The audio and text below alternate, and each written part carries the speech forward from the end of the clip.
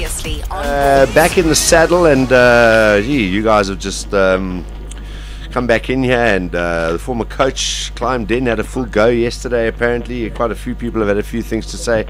But Cape Town is a very distant part of like, you're down in Cape Town, you get a completely different vibe to if you sort of up in Joburg or Pretoria.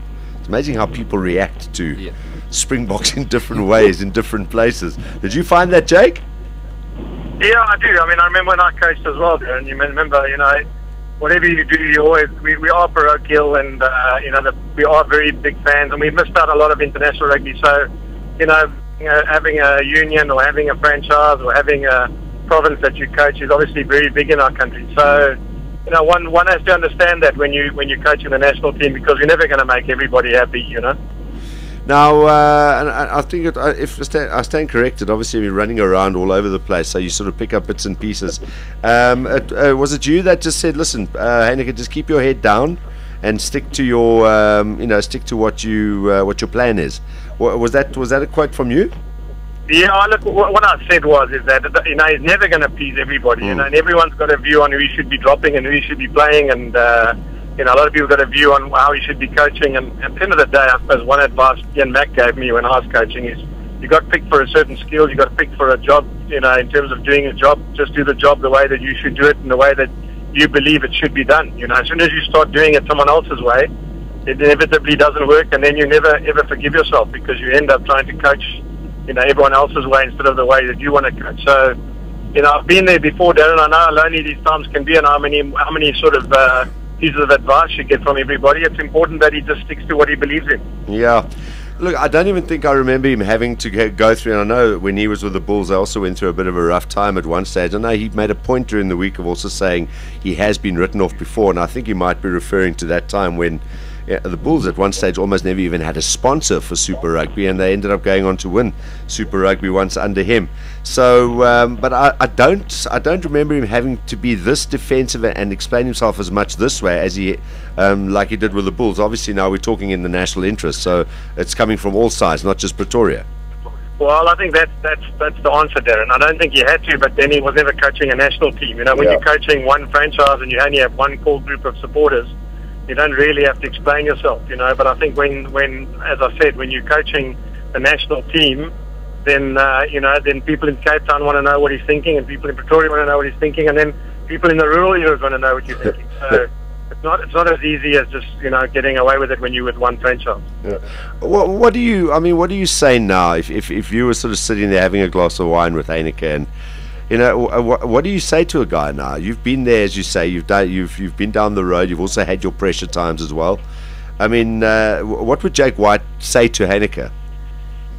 Well, I suppose what I just said to you, Darren, is just stick to what you think is going to work. You know, at the end of the day, people are going to be dissecting everything you do, and just make sure you believe in what you really believe in and stick to it. You know, because if it doesn't work, then at least you can one day look back at your coaching career and say, I gave it my best shot. You know. Because I mean, let's try and look at it from a positive point of view from over the weekend. Yes, we lost the game, but look, we weren't bullied up front. In fact, we dominated them in many aspects in the game. You know, to me, watching it, it just seemed like people are banging on about the kicking and banging on about the kicking. It's not necessarily about the fact that they are, or that players are kicking at certain aspects of or at certain times of the game, but it's how they're kicking, and you know, it's a difference between putting pressure on the other team as opposed to kicking it down someone's throat. That to me was the biggest sort of difference between us maybe winning and losing that game. Would you agree? Yeah, sorry, Darren, you broke up there, but I got the gist of what you were saying. Are you there, Darren? Yeah, I'm here. We can hear you. Hello, Jake. Hi, can you hear us? Hello. We lost him. Okay, he said we might lose him, so just phone him back. Is he still in the country? Jake? Yeah. He's just recruited. We spoke to the guy that just recruited, Darren, from the Lions, Westhuizen. I see Yakutata's gone as well. Yeah. Yeah, Darren, how's it? Yeah, sorry, Jake. I know you said we might lose you sometime. I got the gist of it, Darren. I think, look, no doubt that the style they play is a very unique style, and it is a bull style. I mean, it's something that if you watch the schoolboys play, if you watch the Vodacom Cup side play, the Currie Cup side play, they pick almost the same sort of players, and they have successfully gone about their business in picking and recruiting players that are that style of player, that build of player, and it's worked for them as a franchise. So I think that's why, I suppose, in a lot of ways, there's a lot of talk about kicking and style and all that, because it's a unique style, and it's not the style that the Sharks or the Stormers or the Lions or the Free State play. So you're never going to get a situation where one of those franchises then sort of almost couple themselves to that style. So he's got a unique style. He's got 4 other franchises who probably, whether they agree with it or don't agree with the style, they know that it's different to the way that their teams play. And there is room for kicking, and there is room for field position, and there is room for territory, and there is room for building pressure.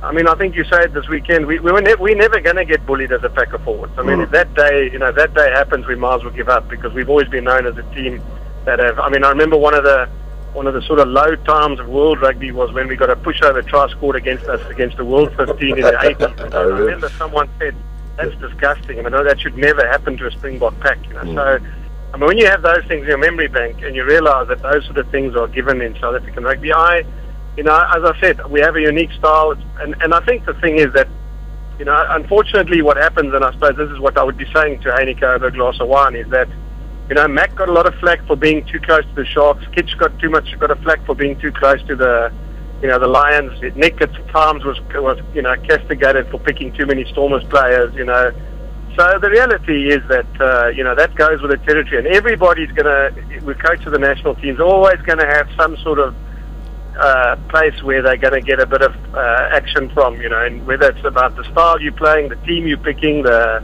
captain you pick, the coaching staff you surround yourself with. And I would just be saying... Yep. It was nice to have been able to chat to Etienne Oosthuizen, and we had a good chat with him yesterday, Darren, who's been recruited by Jake. And is that how you're angling on this interview here, John? Are you angling towards that? Do you want to ask him about him? Do you want to ask him about it and then hang up on him? No. No. But he weighs 120 kilograms. Yeah, sorry, Darren, I've just stopped on the side of the road. All right, we won't keep you long, Jake. Just let you finish on that thought. No problem. Yeah, I'm just saying that I think at the end of the day, over a glass of wine, I'd be saying to Heineke, everybody's going to get criticised for something, or going to, not criticised, not maybe the right word, but you're going to be... It's going to be something that you're not going to be able to get 100% right and spot on for everybody, Yeah. And I mean, just looking at it and having seen how that game panned out on the weekend, I actually have quite a feeling of confidence that it was heading in the right direction compared to the week before that. I think we can beat both these sides back here in South Africa, and there's nothing that probably Heineke will need more to take a bit of pressure off than just put a victory under the belt against one of these sides, if not both of them. Yeah, look, I mean, that also takes the pressure away. I mean, I know that. I mean, I've been through that as well. Look, Darren, I actually, funny enough, was in Cape Town doing a breakfast today, so it'll probably be the front page of some newspaper tomorrow again. But, no matter what you say, people always construe it in a different way. And I just think that one of the things that looking out back at my tenure and looking back now where I am in Australia, looking back at South African rugby from another angle as opposed to emotionally involved in the middle, I just find it so incredibly difficult to understand why there's no succession plan, why there's no handing over of the baton to anybody. Literally when you finish, I mean, Peter de Villiers now, as you say, yesterday had his say, and I suppose deep down he's also got regrets, and deep down he's also got a little bit of bitterness in him in terms of the way that he was treated, whether it was right or wrong, or and Nick went through the same, I went through the same, Rudolph went through the same, Carl went through the same, and I just think that at times, I just find that the one thing we just don't pay enough attention to is how we hand over the baton, what knowledge we can share with the next guy, how you're made to feel persona non grata when you finished. It's almost like the last job you have in South Africa is a Springbok job. You never. It should actually be the other way around. You should be, you should be giving back after you've had that privilege. And that's the hard part that I sort of look at this weekend and think to myself, Heineke will be the same. You'll be phoning him on Bulls radio in about 4 years' time, and he'll be saying, in my day, I should have done it like that, and I feel sorry for the next guy. But there's nothing about it. At least after dinner speeches, breakfast, and radio stations, have people to talk to from now on in. Absolutely. It also amazes me sometimes that they won't look back at people that have been there and done that before. It's almost like a fait accompli. And in that job, it's damned if you do and damned if you don't. I keep remembering when Nick took over. after Coral got that thumping thumped the Aussies in that test, and then Nick took over. Because of the way Coral left, Nick couldn't win either way, because if something went right for him, it was because of Coral's vision, and if it went wrong, they started blaming Nick. So you can't win either way. Yeah, well, I mean, that's exactly it, But over and above that, Darren, I said again at the breakfast this morning, and I said, think about this, Darren. Steve Hansen was the assistant coach to the All Blacks. They won the World Cup, and after the World Cup, they appointed him as head coach. I mean, that's a visionary decision, isn't it? In South African rugby, that would be seen as a major, major step forward. I mean, that is so logical. It's frightening. That guy coached Wales. He was assistant coach to Graham Henry, and then he became the head coach. Why such a thing that's so simple in our country, or in that country, never been done before? One of the stats that I said the other day, we've had 38 assistant coaches, and never once has an assistant coach for the Boks become the head coach. So, I mean, that in itself just tells me that there's certain things that stare us in the face, Darren. And I'm talking about from an administrative point of view and from a succession point of view. People are saying now, where's the experience, where's the players? Well, for the last 8 years, no one's ever got hold of anybody to say, listen, who's next? What did you do? How would the team look? What do you think they should be doing? How should they be playing? What's worked? What hasn't worked? All that happens, the poor coaches who get involved, basically, they surround themselves with people that they can trust, which there's nothing wrong with that. And then they just make sure they hold thumbs and hope that the ride is as enjoyable as it can be, on their own, I mean, and I was saying a little earlier on, you talk about the succession plan, that's one of them. But the other one was, and I mean, both you and Hanneke have been part of the Springbok setup. In fact, I think it was at the same time, right, when Nick was there. Yeah, well, I mean, Hanneke was just after me, okay. but sort of the same sort of time frame with the same sort of players, But again, I mean, Hanneke was never officially assistant coach. What I'm saying, he was a bit like me, as in a bit of a technical advisor and that sort of thing. I mean, I'm going through the genuine assistant coaches, guys like guys like Gert, guys like Alistair, guys like you can go through the list. Gert was for Rudolph and for Ray Mort was there for a while. Rudy Joubert was there for a while, but none of those guys ever got a look in afterwards. And all I'm saying is there's one of two things. Either they shouldn't have appointed those guys as assistants if they didn't think they could add value, and second, we're so good and they added value, why weren't they given the succession plan for the next generation? Yeah, where I'm heading to, is it almost an unwritten rule that if you've coached the Springboks, it's almost like being president. Once you've done it two terms, that's it, you can't do it again. It's from a Springbok. No, but I'm saying it. South African president, you get 2 terms and that's it. You're gone. You can't come back again. In South African rugby, it almost seems like you get 1 term. Once you're gone, there is never a hope in hell of you ever getting that job back again. It's not a law, but it's an unwritten rule by the looks of things. Yeah. It's almost like whatever you get right in the first 4 years, it's irrelevant. One of the biggest decisions New Zealand ever made was keeping Graham Henry on as a coach. You know? Today he's Sir Graham Henry. He said 4 or 5 years ago he was an idiot, Yeah, it's amazing you say that. The public said, why is he staying? He shouldn't have got the job. They castigated him. They basically said that. I mean, it's ridiculous. How could a guy like that with such great talent who dominated World Rugby not win the World Cup? Now, as I said, now he's Sir, And it's amazing you say that, because we were talking to Sean Fitzpatrick at also one of these breakfasts or dinners or whatever afterwards. I think it was actually before one of the Tri-Nations games, shortly after they'd lost in that World Cup. It's 2008 sometime, and in South Africa exactly that type of thinking, where people were starting to go on about how the hell can New Zealand keep on Graham Henry, and Sean stood up and he was actually quite irate and irritated by it and said, I'll tell you one thing right now, Graham Henry will be coaching the All Blacks at the next World Cup, and I think he's got a damn good chance of going on and winning it. And there was people were stunned. They were like, after what happened, how can they still keep him on? But the proof's in the pudding. It happened, as you said. Correct, correct. And that's the point, is that they learn from their mistakes. And you know what? All credit to their rugby administrators and all credit to the people who made those decisions, because the reality is the easiest thing would have been to change it. That would have been the easiest thing, because history had done it, and no one had ever been able to stay on. So, I mean, as I said, it's I can labour the point forever, Darren, but you know the history and you know exactly where I come from. I just find it so incredibly difficult that looking at it from outside is that, I spoke the other day, as I said, Mendoza playing there, I have no doubt the field was probably a little bit narrower than it usually is, because it suits teams like the Pumas. They don't want width on their game. The way that we played against the Pumas, imagine if the coaches before me could have handed out the game plans and the strategies they used against the Pumas.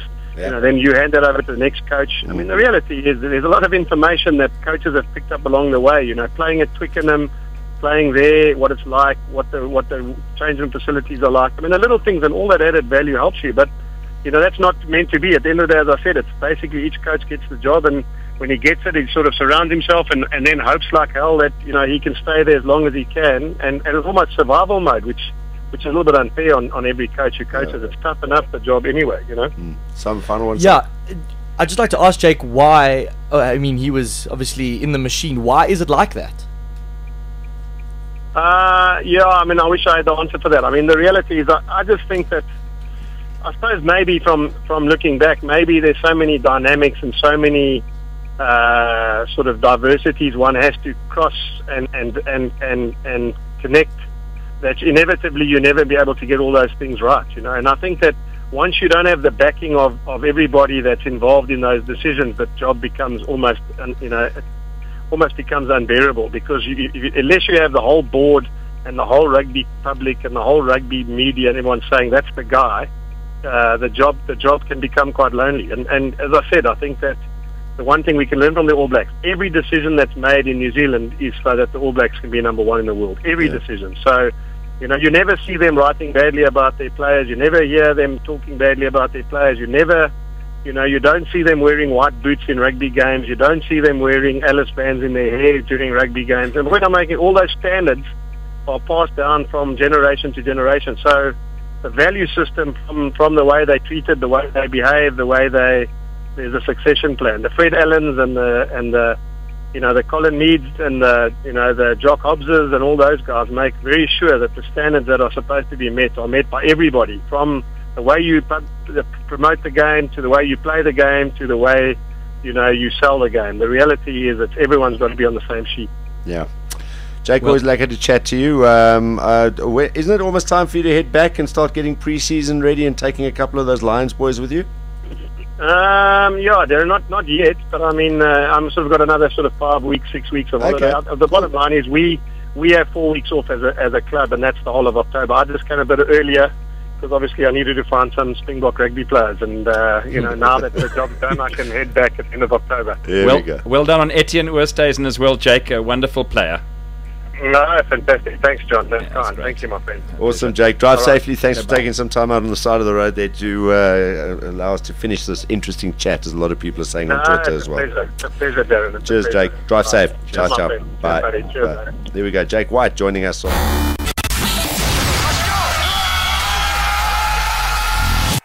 2 p.m. to 6 p.m. Mondays to Fridays live on balls.co.za. Balls.co.za.